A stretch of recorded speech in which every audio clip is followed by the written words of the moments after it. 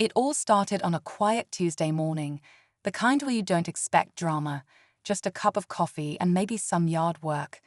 But peace doesn't last long when you live in a neighborhood run by an HOA, and unfortunately for me, patrolled by someone I now call *HOA Karen *. You know the type, always watching, always judging, and always convinced that *her interpretation of the rules is law. I've dealt with her nonsense before, passive-aggressive notes, complaints about unauthorized plants, and even measuring the grass with a ruler. But nothing prepared me for what she did next. That morning, I stepped out to find my brick wall vandalized. Someone had spray-painted it, and not just a little tag or scribble, but an entire rant about community standards. My first thought, teenagers, but something didn't sit right. The handwriting looked too careful, the message way too personal, and then it clicked. The language, the tone, the exact same phrases she used in her last email to the HOA board. It screamed Karen. Now here's the thing she didn't know. I recently installed a new home security system, not just your average motion sensor camera. This one has 24/7 live feed backup, and it doesn't just save footage, it sends real-time clips directly to my phone and to my cousin, who happens to work for the local sheriff's office. So, while she thought she could sneak in, do her damage, and disappear before anyone noticed, the camera caught *everything*. What happened next was something even I didn't expect.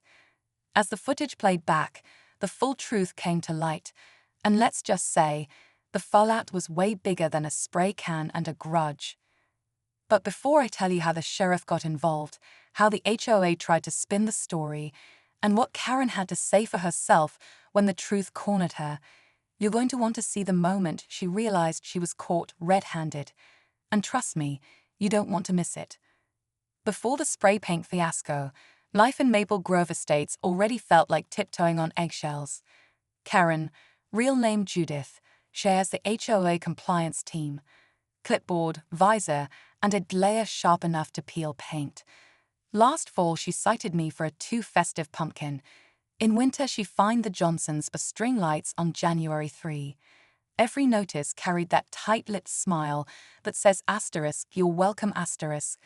Nobody challenged her because $40 fines hit fast. My breaking point came in March when I found a garden stake punched through my tire hours after she lectured me about trash bin placement. With no proof, I swallowed the cost and bought cameras. 8 tiny lenses under the eaves stream a live feed to my phone and to my cousin Ryan at the sheriff's office. He's the department's tech buff. Neighborhood drama is his popcorn. At 5:12 a.m. on graffiti day, the alert pinged. The clip shows a hooded figure sliding along my driveway, spray cans clinking. She pauses beneath the infrared glow, then writes in slow, deliberate strokes, *violation, remove unsightly DCR, or else *. Even through pixel blur, the coral manicure is unmistakable, Karen's signature. She drops the empty can into my recycling bin, wipes her gloves on my hedge, and slips away as the sprinklers hiss to life. The sky was only just turning pink, proof she'd planned the timing down to the minute. I forwarded the file to Ryan. Guess who? He shot back. Criminal mischief, 4th degree. Want a case number? Before I answered, the HOA group chat lit up. Someone posted a photo of my vandalized wall. Karen replied first. Graffiti lowers property values. Homeowner must clean immediately or face citation. No emoji, just cold bureaucracy. I left the paint untouched, evidence drying in the sun.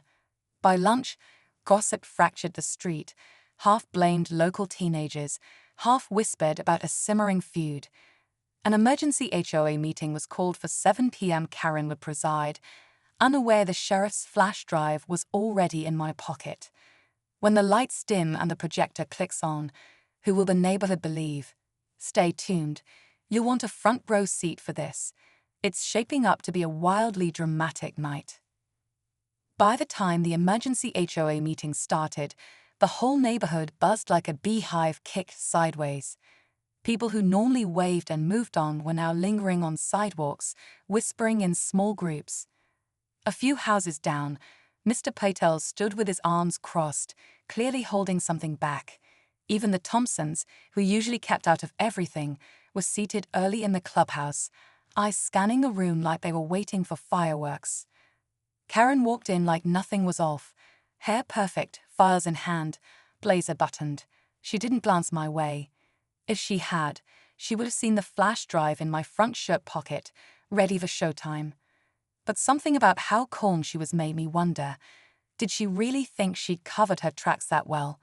Or was she used to getting away with this kind of thing? As she opened the meeting with her usual list of ongoing violations, overgrown grass, peeling paint, unauthorized wind chimes, I noticed a few neighbors shifting uncomfortably.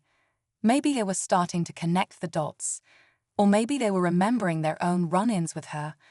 Like Mrs. Delgado, who once got fined for having a kid's bike visible on her porch, or the Petersons, whose backyard fence got reported 3 times in 1 month for being half an inch too tall. Karen ran this HOA like it was a gated kingdom, and we were all trespassers in her perfect world. But what really made things interesting was when Lisa, my next-door neighbor and usually Karen's biggest supporter, stood up mid-meeting. She cleared her throat and said, "Has anyone asked where the graffiti actually came from? We keep blaming kids, but it feels targeted." Karen cut her off fast, brushing it off like it was wild speculation. But the room didn't go back to normal. There was a shift. Meanwhile, Ryan had texted me, "You want me there in uniform or plainclothes?" I told him to wait for my signal. The tension wasn't just between me and Karen anymore. This was turning into something bigger, a neighborhood waking up, maybe for the first time, to the idea that the rule enforcer might be the rule breaker. And with the proof in my pocket, it was just a matter of when, not if, the truth would land. The air in that clubhouse was so thick you could feel it pressing on your chest. Karen kept flipping through her folder like she had something more important to get to, trying to steer the conversation back to tree height regulations. But no one was listening anymore. All eyes were darting around the room, everyone waiting to see what would happen next. It was like the whole neighborhood had paused, holding its breath. Lisa sat down slowly, but I caught the glance she gave me. It wasn't just curiosity, it was a quiet dare. Like she was saying, "If you got something, now's the time, I could feel the flash drive burning in my pocket. I knew what was on it. I'd watched the clip at least a dozen times. But dropping that kind of truth in front of the whole HOA, that's not something you come back from easy. Right then, Karen announced a vote. She wanted immediate fines issued for anyone who didn't clean graffiti from their property within 24 hours. Her voice had that sharp, clipped tone she used when she was nervous but trying to hide it. She never made direct eye contact with me, but her hand gripped the edge of the podium like she was bracing for something. I glanced at my phone. Ryan had sent one more message. Just say the word *. He was waiting outside, just far enough not to be seen through the clubhouse windows. Backup ready. That's when Mr. Patel stood up, calm but firm. "Before we vote," he said, "I think we all deserve to know what's really going on. Someone vandalized private property, and we're pretending it was random. But what if it wasn't?" A few heads nodded. Someone whispered, "Finally." Karen's smile twitched. "Unless someone has proof," she said, "we don't entertain rumors here." That was it. My cue. I pulled the flash drive from my pocket and held it up, not saying a word yet, just showing it. The room went still. Karen's face drained just a little, barely, but enough. She knew what was coming. And now, so did everyone else. But no one, not even me, was ready for what the footage would reveal next. I walked slowly to the front of the room, all eyes locked on the tiny flash drive in my hand. Karen's smile was frozen in place, but her fingers fidgeted with the edge of her folder now. She tried to play it cool, but you could feel the panic brewing just beneath the surface. I didn't say anything flashy, just plugged the drive into the projector laptop and said, "There's something everyone should see before we vote." The room dimmed as the video loaded. The screen lit up with the familiar glow from my security cam, timestamp, grainy black and white night vision, the shape of a person creeping across my driveway. A few gasps broke out when the figure started spray painting the wall. Someone whispered, "No way." Then the slow turn toward the camera, just enough to make out the manicure. Karen's coral nails practically glowed on screen, clear as day. Before anyone could speak, she stood up sharply. "This is ridiculous," she snapped. "This could be anyone. You've got no proof that's me." But her voice cracked and the room wasn't buying it. That's when the twist hit. As the camera footage ended, Ryan had added something. Another clip popped up, same time, same night, different angle. It wasn't from my house. It was from Lisa's front porch camera. Turns out, she'd installed one a few weeks earlier after a string of petty thefts, missing packages, bent garden lights.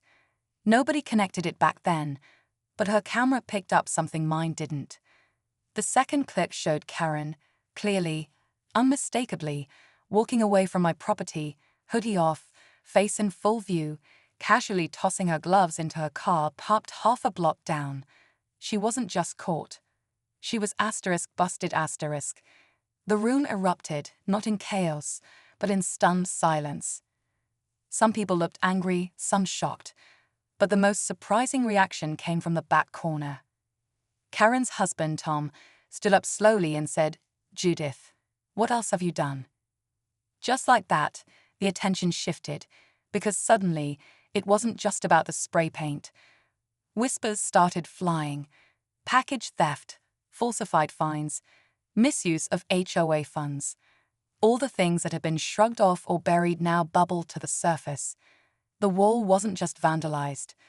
The trust in our community had cracked wide open, and now everything was up for question. The silence after Tom's question was heavier than anything said that night. Karen didn't answer. She didn't even look at him. Her eyes locked on the floor like she was trying to rewind time. But the room was done giving her space. People started speaking up.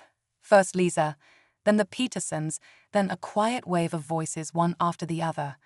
Stories about bogus citations, missing ballots during last year's HOA election, mysterious landscaping charges that no one had approved.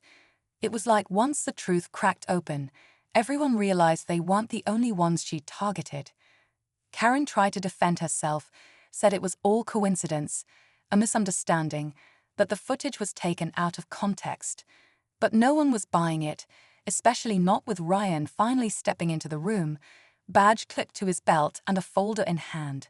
He didn't make a scene, just walked up, introduced himself, and handed the HOA board a preliminary report based on the footage and submitted complaints. "This falls under criminal mischief and potential HOA misconduct," he said simply. "The sheriff's office will be opening a formal investigation." That was it. Calm, professional, and the final blow. Karen didn't argue. She just gathered her folder, muttered something about needing to speak to her lawyer, and walked out, past every single neighbor she'd once lectured or fined. No one stopped her. No one said a word. But just when it seemed like the drama was finally over, Tom cleared his throat and said something that made everyone freeze. "She's been paying someone under the table for the HOA loan contracts," he said. "I found the checks last month. I didn't want to believe it, but I guess I was trying to protect the image more than the truth." That dropped like a rock in the room. Not just vandalism. This went deeper. Fraud, backdoor deals, real consequences. The board announced an emergency re-election. The sheriff's office started pulling records. And as for the wall, I left the spray paint up for one more day before power washing it clean, just so people wouldn't forget what got us here. What started as a petty act of revenge exposed something way bigger. And the biggest twist of all, the HOA finally started acting like a real community, because sometimes it takes a scandal to make people pay attention. In the weeks that followed, everything in our neighborhood shifted. The HOA board held a full audit, And sure enough, Tom's claims were backed up by paper trails and unexplained expenses. Karen officially resigned before she could be removed, and the sheriff's office confirmed charges for vandalism and financial misconduct were moving forward.